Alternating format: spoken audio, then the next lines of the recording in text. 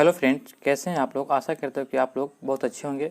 आपकी पढ़ाई जो है अच्छी तैयारी चल रही होगी।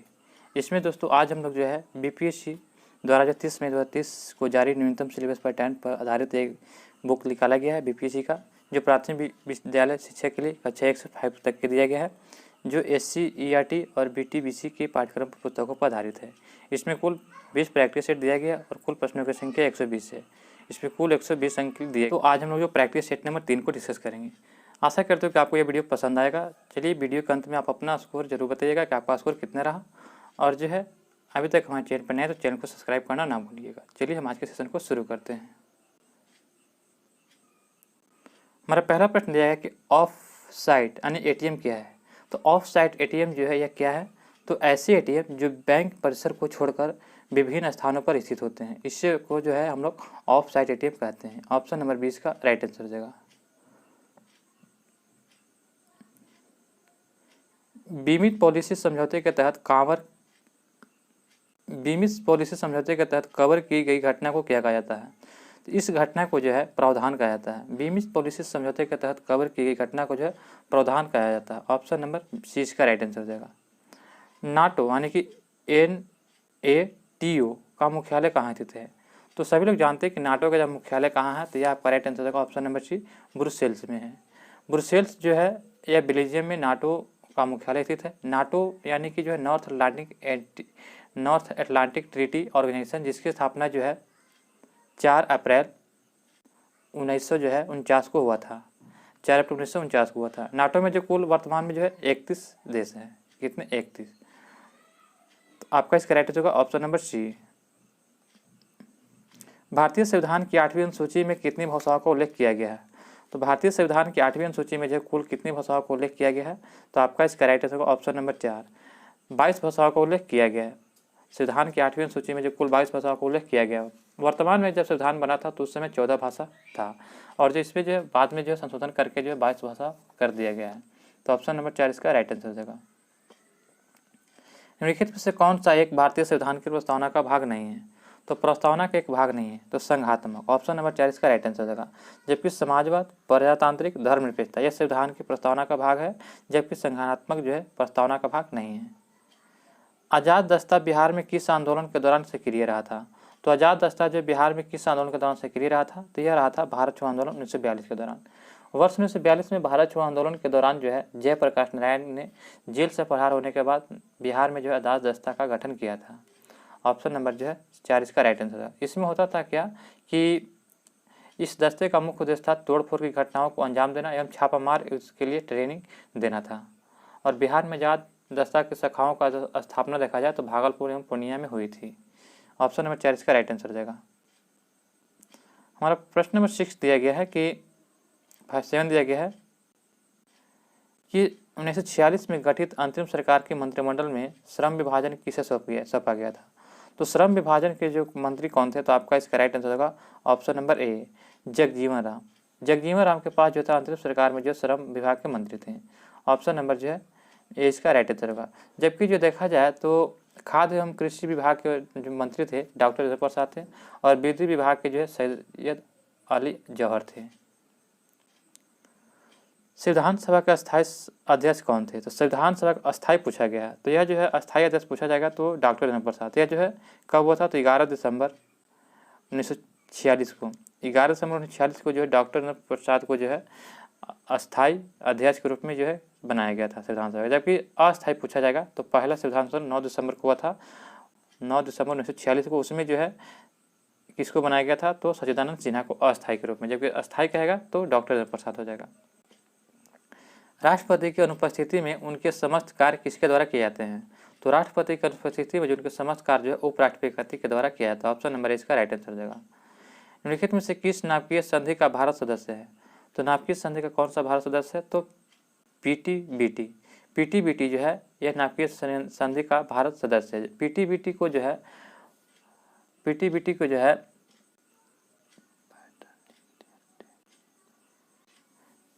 पैट्रियल न्यूक्लियर टेस्ट व्यू टेरिटरी कहते हैं। इस तथा इसमें हिंदी में जो है अनुवांशिकी परमाणु प्रशिक्षण प्रतिबंध संधि इसको कहा जाता है। तो ऑप्शन 20 का राइट आंसर हो जाएगा।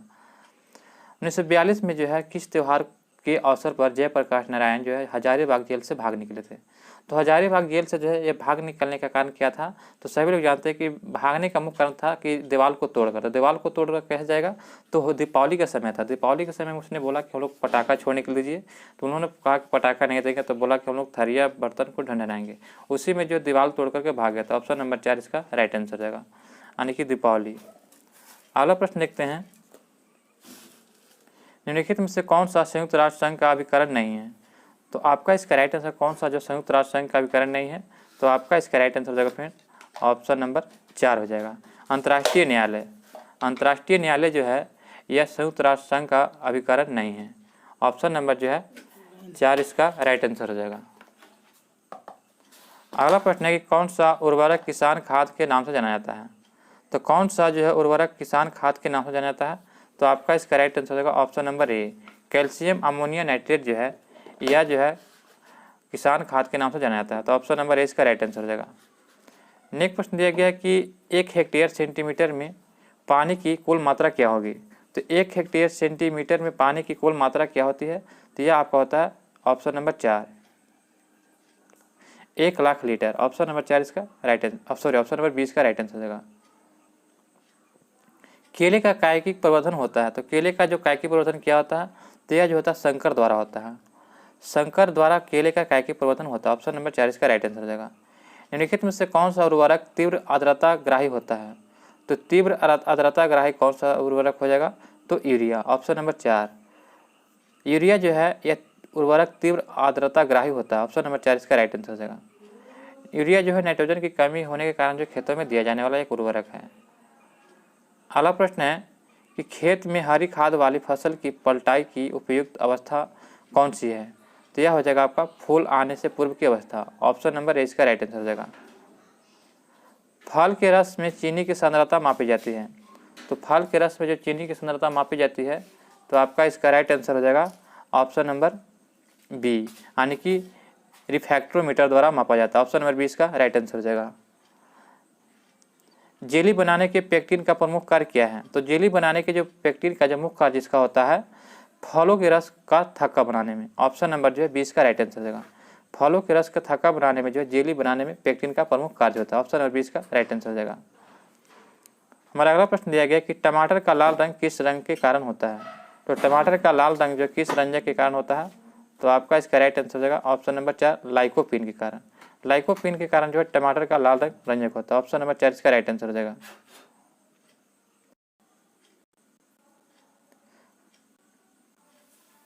हमारा अगला प्रश्न दिया गया है कि नींबू का फल प्रचुर स्रोत है। तो नींबू के फल जो किसका प्रचुर स्रोत है, तो आपका इसका राइट आंसर हो जाएगा ऑप्शन नंबर बी, नींबू में जो है साइट्रिक अम्ल ज़्यादा होता है। मैलिक अम्ल जो होता है सेब में होता है, टार्ट्रिक अम्ल किस में होता है, तो इमली में होता है, एसिटिक अम्ल जो है किस में होता है, तो सिरका में होता है। तो आपका इसका राइट आंसर हो जाएगा, तो ऑप्शन नंबर बी इसका राइट आंसर हो जाएगा। केंद्रीय एकमार्ग प्रयोगशाला कहाँ स्थित है। तो केंद्रीय एकमार्ग प्रयोगशाला जो है यह आपका यानी कि नागपुर महाराष्ट्र में स्थित है। ऑप्शन नंबर सी इसका राइट आंसर हो जाएगा। किस वर्ष जो है नसीरुद्दीन ने बिहार का शासन ख्वाजा जहां को सौंप दिया था। तो किस वर्ष नसीरुद्दीन ने बिहार का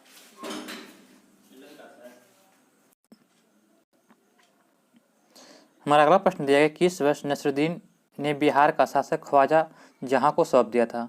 तो यह सौंपा गया था आपका 1394 में। 1394 ईस्वी में जो तुगलक सुल्तान नसीरुद्दीन महमूद ने बिहार का शासक ख्वाजा जहां को सौंप दिया था, उसने सुल्तान उस सर्क की उपाधि प्राप्त की थी। तुगलक काल में बिहार दिल्ली सल्तनत का एक प्रांत भी था। ऑप्शन नंबर 20 का राइट आंसर हो जाएगा। नालंदा विश्वविद्यालय को किसने ध्वस्त किया था। तो सभी लोग जानते हैं कि नालंदा विश्वविद्यालय जो है कि ध्वस्त किसने किया था, तो बख्तियार खिलजी ने। ऑप्शन नंबर 4 इसका राइट आंसर हो जाएगा। बख्तियार खिलजी जो था यह जो है 1198 ईस्वी के आसपास जो है यह नालंदा विश्वविद्यालय को जो ध्वस्त कर दिया था। ऑप्शन नंबर 4 इसका राइट आंसर हो जाएगा। पटना में स्थित गोलघर का निर्माण किस गवर्नर जनरल के काल में हुआ था। तो पटना में स्थित गोलघर का निर्माण जो है यह किस गवर्नर जनरल के काल में हुआ था, तो आपका इसका राइट हो जाएगा लॉर्ड कॉर्नवालिस। ऑप्शन नंबर 4 इसका राइट आंसर होगा। लॉर्ड कॉर्नवालिस ने जो है यह देखा जाए तो 1786 में जो है जॉन गायटिस्टन ने करवाया था। यह 96 फीट ऊंचा एवं नीचे इसकी दीवार 12 फीट मोटी है और यह जो अर्धगोलाकार आकृति में निर्मित है।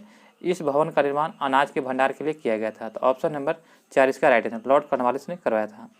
बिहार में ब्रिटिश सत्ता का सर्वप्रथम विरोध किसने किया था? तो बिहार में ब्रिटिश सत्ता का सर्वप्रथम विरोध किया था अली गौहर ने। ऑप्शन नंबर सी इसका राइट आंसर हो जाएगा। बिहार में ब्रिटिश सत्ता का सर्वप्रथम विरोध करने वाले अली गौहर ने किया था। अली गौहर ने जो है बिहार में ब्रिटिश सत्ता के विरोध में प्रथम अभियान 1759 में आरंभ किया था, 1759 में। अगला प्रश्न दिया गया है कि झंडा गान राष्ट्रीय विजयी विश्व तिरंगा प्यारा का रचयिता कौन है? तो झंडा गान विजयी विश्व तिरंगा प्यारा का रचयिता कौन है? तो आपका इसका राइट आंसर होगा option number A, Shyam Lal Gupta पार्षद। ऑप्शन नंबर ए इसका राइट आंसर हो जाएगा। थायराइड से निकलने वाला हार्मोन कौन सा है? तो थायराइड से जो हार्मोन निकलता है उसे थायरॉक्सिन कहते हैं। ऑप्शन नंबर ए इसका राइट आंसर हो जाएगा। थायराइड हार्मोन थायरॉक्सिन से निकलता है। अगला प्रश्न दिया कि जल के माध्यम से भोजन पकाने की विधि निम्नलिखित में से कौन सी है? तो जल के माध्यम से भोजन पकाने की विधि कौन सी है? तो उबालना, स्ट्राइडिंग, खदकाना, अनुपयुक्त सभी हो जाएगा। Option number 4। ढोकला बजाने में प्रयुक्त विधि है, तो ढोकला बजाने में प्रयुक्त विधि कौन सी होगी? तो खमीरन विधि। ऑप्शन नंबर सी इसका राइट आंसर होगा। खमीरन जो है एक ढोकला बजाने में प्रयुक्त विधि है। जो ढोकला पर मुख्यतः गुजरात एवं उत्तर भारत का प्रमुख व्यंजन है और खमीकरण कवक के माध्यम से होता है। ऑप्शन नंबर सी इसका राइट आंसर हो जाएगा। 2 वर्ष से 6 वर्ष की आयु को क्या कहते हैं? तो 2 वर्ष से 6 वर्ष की आयु को जो है बाल्यावस्था कहा जाता है, यानी कि ऑप्शन नंबर ए इसका राइट आंसर हो जाएगा। बाल्यावस्था या समयकाल 6 से 12 वर्ष तक होता है। इस अवधि के दौरान जीवन अनोखा काल कहा जाता है। ऑप्शन नंबर ए इसका राइट आंसर हो जाएगा। जल प्रदूषण का कारण है, तो जल प्रदूषण का कारण क्या है? तो कीटनाशक, मनुष्य की क्रियाकलाप, बढ़ती जनसंख्या, उपयुक्त सभी हो जाएगा। शारीरिक शिक्षा का उद्देश्य क्या है? तो शारीरिक शिक्षा का मुख्य उद्देश्य है मनोवैज्ञानिक विकास, मानसिक विकास, शारीरिक विकास, उपयुक्त सभी हो जाएगा। ऑप्शन नंबर 4 इसका राइट आंसर हो जाएगा। बैडमिंटन से संबंधित खिलाड़ी कौन है? तो बैडमिंटन से संबंधित खिलाड़ी कौन है? तो सभी लोग जानते हैं कि आपका इसका राइट आंसर होगा सानिया मिर्जा जो है table tennis, Deepa Karmakar gymnastic तथा पीवी सिंधु बैडमिंटन से। तो ऑप्शन नंबर सी इसका राइट आंसर हो जाएगा। अगला प्रश्न दिया गया है कि दालों में सबसे ज़्यादा क्या पाया जाता है? तो दालों में जो होता है सबसे अधिक मात्रा में जो है प्रोटीन पाया जाता है। ऑप्शन नंबर सी इसका राइट आंसर होगा। प्रोटीन जो है दालों में सबसे अधिक मात्रा में पाया जाता है। ऑप्शन नंबर सी इसका राइट आंसर हो जाएगा। LSD के सेवन से क्या होता है? तो LSD के यानी कि लाइसर्जिक एसिड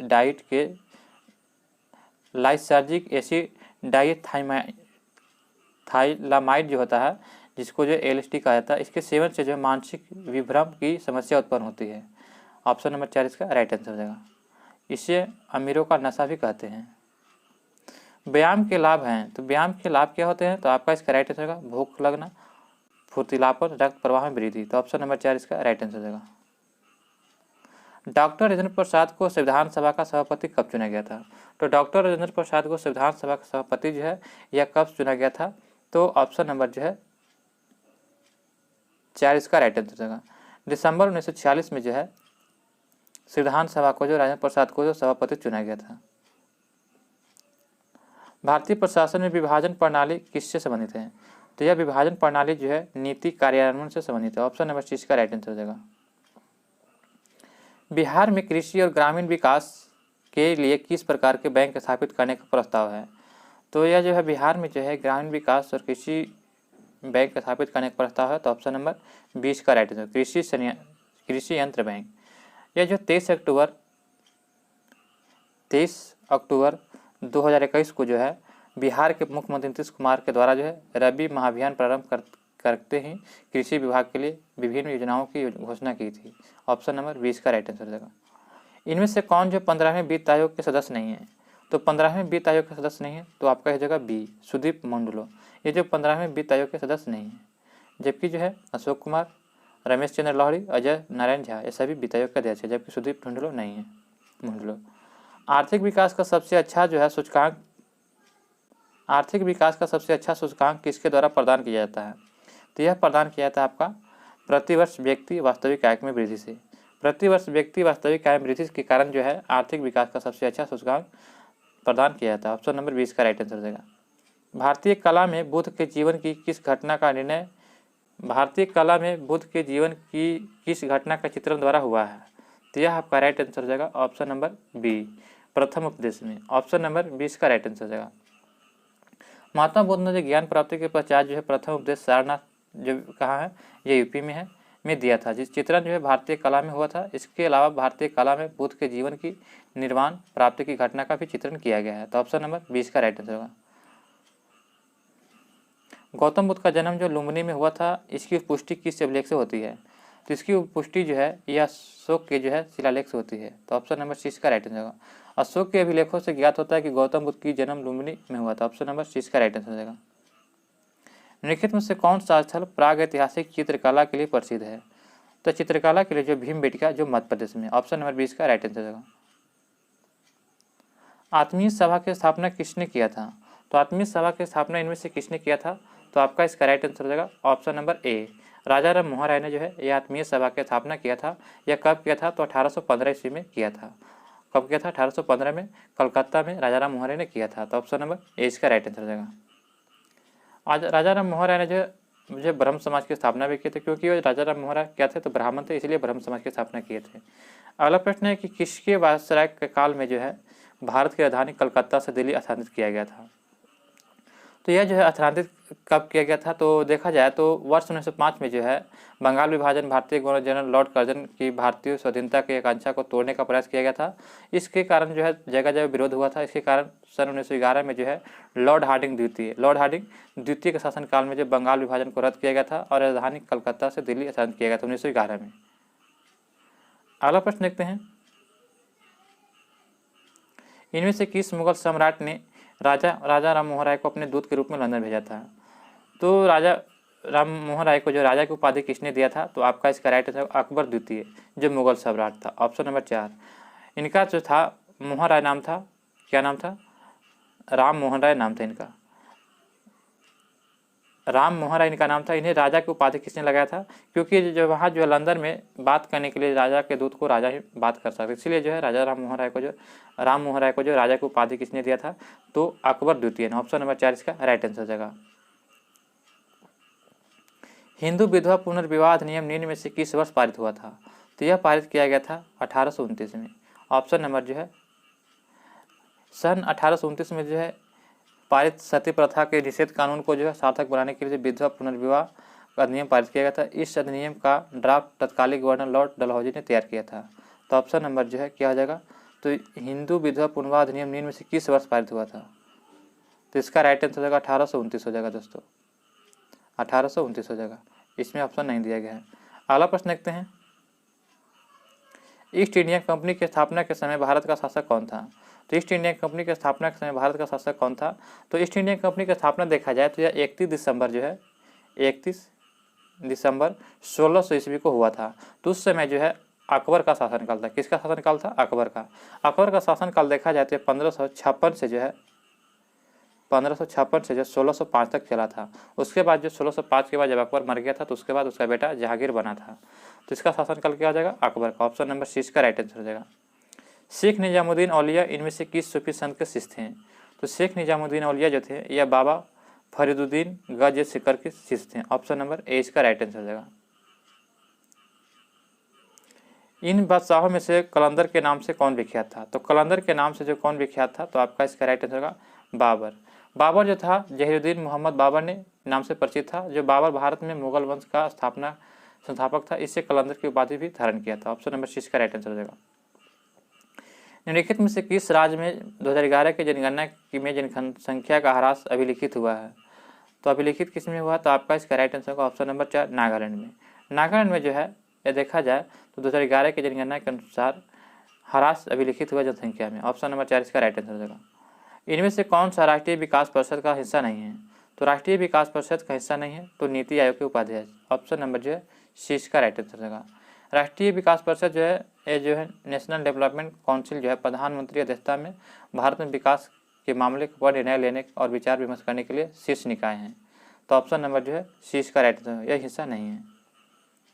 यहाँ पे दिएगा सूची 1 सूची 2 का मिलान करना है। चलिए इसको मिलान करते हैं। सूची 1 के साथ सूची 2 को मिलान कीजिए।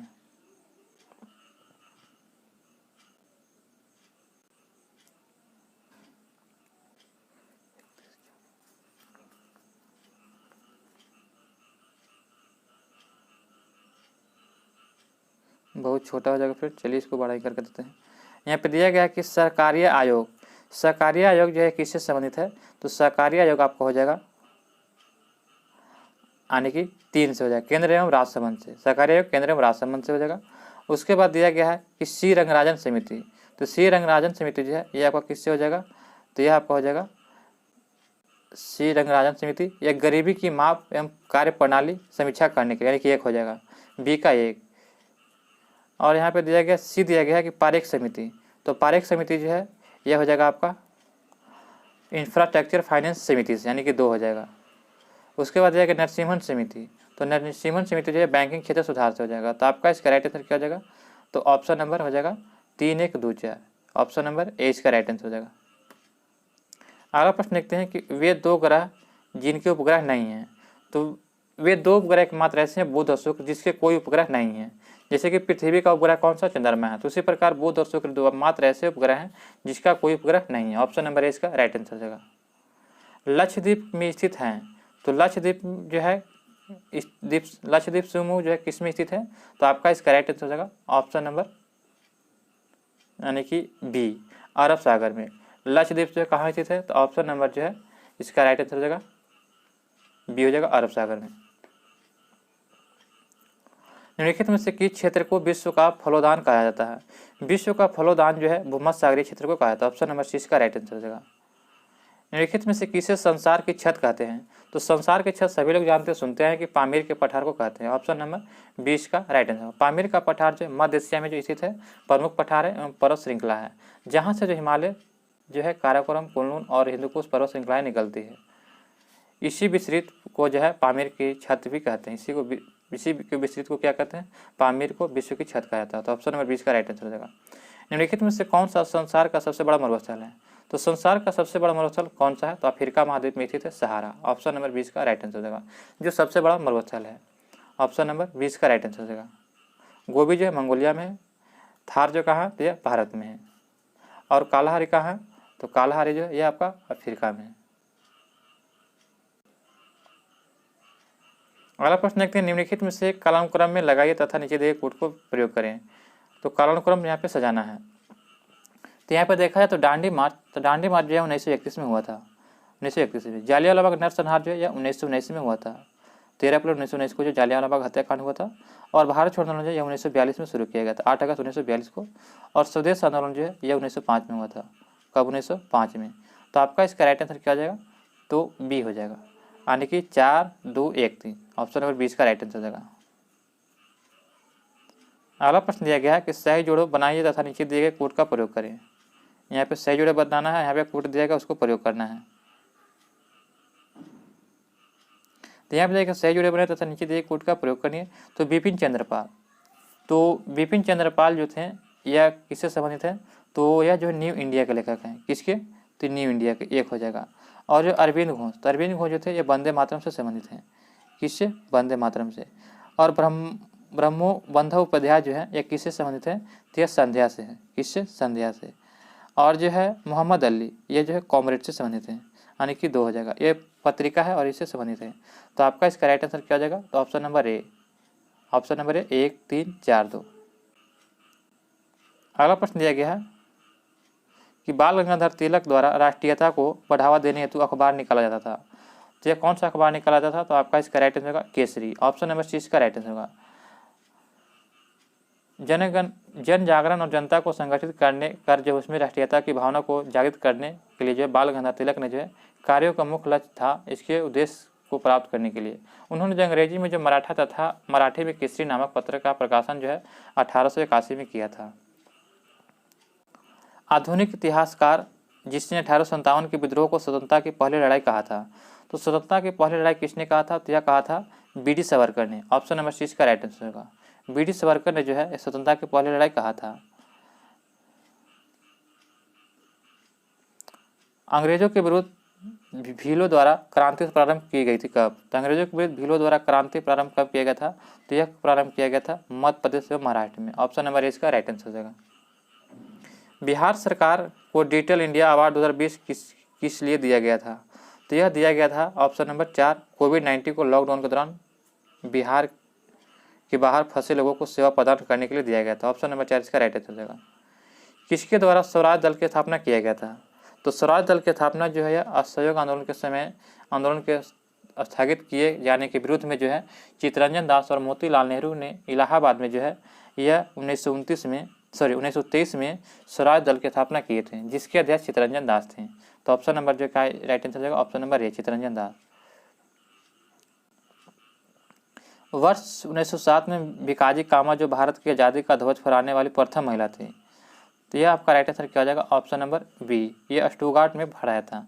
मैडम भिकाजी कामा ने जो भारतीय स्वतंत्रता की जननी कहा जाता है, क्योंकि इन्होंने सर्वप्रथम विदेश में जो है 1907 में जो जर्मनी के स्टुटगार्ट शहर में जो भारत की आज़ादी के ध्वज फहराया था। ऑप्शन नंबर 20 का राइट आंसर स्टुटगार्ट कहाँ है? तो यह जर्मनी में है। अगला प्रश्न है कि बिहार में पंचायत निकायों में महिलाओं को 50% आरक्षण किस वर्ष प्रदान किया गया था? तो यह प्रदान किया गया था 2006 में। ऑप्शन नंबर 20 का राइट आंसर देगा। भारतीय राष्ट्रीय कांग्रेस के त्रिपुरी सम्मेलन में वर्ष 1939 में सुभाष चंद्र बोस को कांग्रेस का अध्यक्ष चुना गया था। यह त्रिपुरी कहाँ है? तो त्रिपुरी जो है यह आपका कहाँ है? तो आपका इसका राइट आंसर होगा ऑप्शन नंबर सी, यानी कि मध्य प्रदेश के जबलपुर में है। ऑप्शन नंबर सी इसका राइट आंसर देगा। निम्नलिखित में से किसके क्षय होने के सबसे अधिक समय लगता है?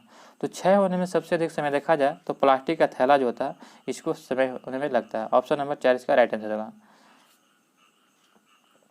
प्रदूषक और उनके दिए गए कार्यकालीन प्रभाव से सम्मिलित कीजिए। यहाँ पे सम्मिलित करना है, तो चलिए इसको सम्मिलित करते हैं।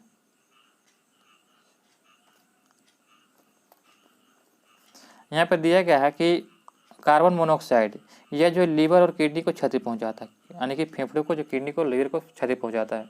नाइट्रोजन ऑक्साइड ये जो कैंसर को क्षति पहुंचाता है। धूलकण जो है श्वास संबंधी रोगों से संबंधित है, और शीशा जो केंद्रीय नर्वस सिस्टम से संबंधित है।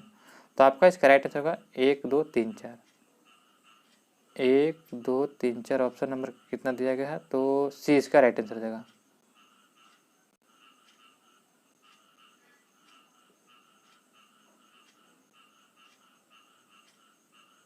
अगला प्रश्न है कि ईरोनॉर्मस बनाए गए थे। तो ईरोनॉर्मस जो है किससे बनाए गए थे? तो आपका इसका राइट आंसर होगा यह वाहनों से निकलने वाले धुओं से जो है, यह वाहनों से निकलने वाली हानिप्रद गैसों को नियंत्रित करने के लिए बनाया गया था। ऑप्शन नंबर जो है सी इसका राइट आंसर होगा। ईरोनॉर्मस जो है यह वाहनों से निकलने वाली हानिप्रद गैसों को जो है नियंत्रित करने के लिए बनाया गया था। अगला प्रश्न दिया गया है कि यहाँ पे कि चुनना है कि निम्न ग्रीन हाउस गैसों में से ऐसी कौन सी है जिसके द्वारा ट्रोपोस्फीयर में ओजोन प्रदूषक नहीं होता है? तो आपका इसका राइट आंसर होगा ऑप्शन नंबर बी। ट्रोपोस्फीयर में ओजोन प्रदूषण के लिए उत्तरदायी ग्रीन हाउस गैसें हैं, जिसमें जो जलवाष्प की मात्रा देखा जाए तो यह जो है 36 से लेकर यानी कि 72% तक के जिम्मेवार होती है। और जो नाइट्रोजन ऑक्साइड जो है, ये जो यहाँ पे कार्बन डाइऑक्साइड देखा जाए तो कार्बन डाइऑक्साइड कितना हो जाएगा आपका? तो 9 से लेकर के 26% तक होता है। तो आपका यहाँ पे राइट आंसर क्या हो जाएगा? तो ऑप्शन नंबर जो है बी, कार्बन मोनोऑक्साइड, जिसके द्वारा जो ट्रोपोस्फीयर में ओजोन प्रदूषण नहीं होता है। ऑप्शन नंबर 20 का राइट आंसर जाएगा। निम्नलिखित राज्यों में से उस राज्य को चुनिए जिसमें सर्वाधिक संख्या में वन जीव अभ्यारण्य यानी कि नेशनल पार्क अभ्यारण्य है। तो सबसे ज़्यादा तो नेशनल पार्क अभ्यारण्य है मध्य प्रदेश में। ऑप्शन नंबर सी इसका राइट आंसर जाएगा। यहाँ पे जो है वर्तमान में मध्य प्रदेश में देखा जाए तो 9 जो है राष्ट्रीय उद्यान है और 25 अभ्यारण्य है। 25 अभ्यारण्य और जो है 9 राष्ट्रीय उद्यान है। निम्नलिखित में से कौन सी कृषि करने की प्रक्रिया पर्यावरण संरक्षण में सहायक है? तो आपका इसका राइट आंसर होगा जैविक खेती। जैविक खेती जो है यह कृषि करने की प्रक्रिया में पर्यावरण संरक्षण में सहायक है। ऑप्शन नंबर 4 इसका राइट आंसर जाएगा। नीचे दी गई सूची को उनके चुनिए और वर्ल्ड हेरिटेज साइट को विश्व धरोहर में स्थल में घोषित किया गया था, तो इसको बताना है। तो 77 के आपका राइट आंसर के नीचे दी गई सूची को सम्मिलित करना है। तो कार्बेट नेशनल पार्क और नीचे दी गई सूची को उसे चुनिए और वर्ल्ड हेरिटेज साइट विश्व धरोहर में स्थल घोषित हुआ है, तो इसमें किसका किया गया है? तो ऑप्शन नंबर 20 का राइट होगा। नंदा देवी जीव मंडल रिजर्व। नंदा देवी जीव मंडल रिजर्व को जो है यह 1988 में जो उत्तराखंड में सम्मिलित है, भारत में यह सम्मिलित किया गया था यह वर्ल्ड हेरिटेज साइट विश्व धरोहर में। ऑप्शन नंबर 20 का राइट आंसर होगा। निम्नलिखित में से जो है कौन जो है वैश्विक तापन के असर को इंगित करता है? तो वैश्विक तापन के असर को इंगित कौन करता है? तो यहाँ पे दिया गया है। तो आपका इसका राइट आंसर क्या हो जाएगा? तो हिमानी का पिघलना, सागरीय तल में उत्थान, मौसमी दशाओं में परिवर्तन, ग्लोबल तापमान में वृद्धि, यानी कि 1, 2, 3, 4 ये सभी हो जाएगा। तो ऑप्शन नंबर 4 इसका राइट आंसर हो जाएगा। जंगली गधों का अभ्यारण्य कहा गया है? तो जंगली गधों का अभ्यारण्य कहाँ है? तो आपका इसका राइट आंसर हो जाएगा ऑप्शन नंबर सी, यह गुजरात में स्थित है। ऑप्शन नंबर सी इसका राइट है। जंगली गधों का अभ्यारण्य जो गुजरात में स्थित है। यूनेस्को को अंतर्राष्ट्रीय मान्यता प्रदान की है। तो यूनेस्को ने जो अंतर्राष्ट्रीय मान्यता किसको प्रदान किया गया है? तो यह प्रदान किया गया है नीलगिरी जैवमंडल को और जो है नंदा देवी जैवमंडल को। तो ऑप्शन नंबर 1 और 2 हो जाएगा। तो ऑप्शन नंबर ए इसका राइट आंसर हो जाएगा। अगला प्रश्न हमारा दिया गया है निम्नलिखित में से कौन सा एक जैव अभ्यारण्य यूनेस्को के जैव अभ्यारण्य के विश्व तंत्र की सूची में सम्मिलित नहीं है? तो आपका इसका राइट आंसर का option number A Similipal. Similipal जो है उड़ीसा में है, सही है। जबकि इसको जो है एक जैव अभ्यारण्य यूनेस्को के जैव अभ्यारण्य के विश्व तंत्र की सूची में सम्मिलित नहीं है, जबकि सुंदरवन, बनार की खाड़ी और नीलगिरी सम्मिलित है। भारत के किस महानगर में वार्षिक प्रति व्यक्ति सर्वाधिक ठोस अवशिष्ट उत्पन्न होता है? तो आपका इसका राइट आंसर होगा दिल्ली में। भारत में जो दिल्ली महानगर में वार्षिक प्रति व्यक्ति सर्वाधिक ठोस अवशिष्ट उत्पन्न होता है। ऑप्शन नंबर सी इसका राइट आंसर हो जाएगा। कार्बन डाइऑक्साइड के उत्सर्जन में सर्वाधिक योगदान करने वाला देश कौन है? तो सबसे ज़्यादा योगदान कार्बन डाइऑक्साइड में करने वाला मात्र एक देश है संयुक्त राज्य अमेरिका। अमेरिका जो सबसे ज़्यादा कार्बन डाइऑक्साइड योगदान यानी कि जो है उत्पन्न करने वाला देश है, जिसके कारण जो ग्लोबल वार्मिंग ज़्यादा होती है। निम्नलिखित में से कौन सा कारक जैव विविधता के ह्रास के लिए सर्वाधिक महत्वपूर्ण कारक है? तो आपका इसका राइट आंसर क्या जाएगा? तो ऑप्शन नंबर सी, अनेक प्राकृतिक वास का विनाश जो है यह जैव विविधता के ह्रास के लिए सर्वाधिक महत्वपूर्ण कारक। ऑप्शन नंबर सी इसका राइट आंसर हो जाएगा। सही युग्म को चुनिए। तो एलोरा, कंदराएं और साका, यहाँ पे दिया गया कि सही युग्म को चुनना है। तो यहाँ इसमें कौन सही है? तो यहाँ पे देखा जाए तो खजुराहो जो है ये ऑप्शन नंबर 4 यानी कि चंदेल। एजलोरा की गुफाएं का निर्माण राष्ट्रकूटों का शासक काल में हुआ था, जो औरंगाबाद से 14 मील दूर है। यह गुफाएं बौद्ध, हिंदू तथा जैन संप्रदायों से संबंधित है। तो ऑप्शन नंबर जो 4 इसका राइट होगा, चंदेल से संबंधित है। पेरियार अभ्यारण्य प्रसिद्ध है। तो पेरियार जो है कहाँ है? तो ये जानते हैं कि पेरियार अभ्यारण्य जो है यह आपका केरल में है। तो यह जो किस लिए प्रसिद्ध है? तो ऑप्शन नंबर 4 इसका राइट है, जंगली हाथियों के लिए। सूची 1 और सूची 2 को यहाँ पे सम्मिलित करना है। चलिए इसको सम्मिलित करते हैं। यहाँ पे सम्मिलित करना है जयमंडल और स्थापना वर्ष। तो नीलगिरी की स्थापना कब हुआ था? तो 1986 में। 1986 में। नंदा देवी की स्थापना कब हुआ था? तो 1988 में। 1988 हो जाएगा। और जो है सुंदरवन को जो है ये कब हुआ था? तो सुंदरवन को स्थापना जो है हुआ था 1989 में, यानी कि 2 हो जाएगा। और कंचनजंगा जो है यह 2000 में। तो आपका इसका राइट आंसर हो जाएगा ऑप्शन नंबर बी, 4, 3, 2, 1। आगे प्रश्न दिया गया हमारा कि झारखंड बनाने के लिए बिहार को किस वर्ष विभाजित किया गया था? तो 2000 ईस्वी में जो है यह विभाजित किया गया था। ऑप्शन नंबर जो है ए इसका राइट आंसर हो जाएगा। देखा जाए तो झारखंड को विभाजित करने के लिए जो है 15 नवंबर को जो है बिहार से जो है 15 नवंबर 2000 ईस्वी को जो बिहार से जो है झारखंड को अलग कर दिया गया था। ऑप्शन नंबर जो है ए इसका राइट आंसर हो जाएगा। गरीबी कल्याण रोजगार अभियान बिहार के किस जिले से प्रधानमंत्री द्वारा 2020 में शुरू किया गया था? तो यह शुरू किया गया था आपका खगड़िया से। ऑप्शन नंबर 4 इसका राइट आंसर होगा। खगड़िया से जो है गरीबी रोजगार अभियान बिहार के जो है खगड़िया जिले से प्रधानमंत्री द्वारा 2020 में शुरू किया गया था। नेक्स्ट प्रश्न दिया गया है आज का जो अंतिम प्रश्न है कि 50 से अधिक देशों द्वारा समर्थित संयुक्त राष्ट्र का मौसम परिवर्तन समझौता कब प्रभावित हुआ था? तो यह प्रभावित हुआ था 21 मार्च 1994 को। ऑप्शन नंबर ए इसका राइट आंसर होगा। संयुक्त राष्ट्र संघ का मौसम परिवर्तन समझौता 21 मार्च 1994 को जो है प्रभावी हुआ था। इसमें समझौते में विश्व के 50 देशों से अधिक देशों का समर्थन प्राप्त था। तो ऑप्शन नंबर ए इसका राइट आंसर होगा। दोस्तों यहाँ पे जो आपका सेट नंबर जो है यह बीपीएससी टीचर का जो है 1 से 5 तक जो सेट चल रहा था, इसका यहाँ पे जो है सेट नंबर 3 समाप्त होता है। आशा करता हूँ कि वीडियो अच्छा लगा हो। अगर किसी प्रकार की दिक्कत हो, प्रश्न में दिक्कत हो, तो आप हमें कमेंट बॉक्स में जरूर लिखकर बताएं। आशा करता हूँ कि आप हमारे चैनल पर नए हैं तो चैनल को सब्सक्राइब करें और बेल आइकन नोटिफिकेशन को ऑन कर लें, ताकि हमारे वीडियो सबसे पहले आप तक पहुँचे।